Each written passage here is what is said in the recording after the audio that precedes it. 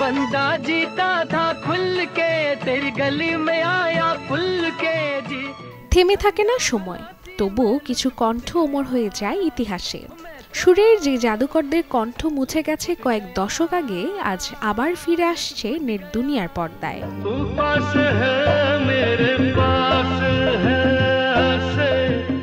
বলিউডের সাম্প্রতিক জনপ্রিয় গান সাইয়ারা কিংবা অ্যানিমেলের হিট ট্র্যাকগুলো আজ শোনা যাচ্ছে কিংবদন্তি শিল্পী কিশোর কুমার ও মোহাম্মদ রাফির কণ্ঠে।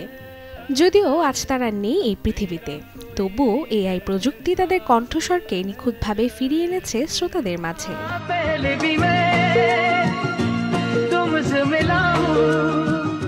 এআই জেনারেটেড এই গানগুলোই এখন ভাইরাল হয়ে পড়ছে সোশ্যাল মিডিয়ায়, যা কিনা দর্শকদের শৈশবের স্মৃতি বা অতীতের মায়া নতুন করে জাগিয়ে তুলেছে আধুনিক গানের সুরে।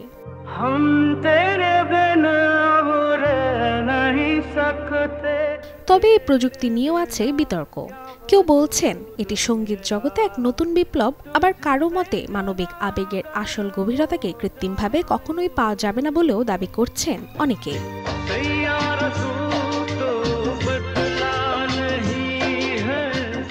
আশিকা হোসেন, চ্যানেল 24।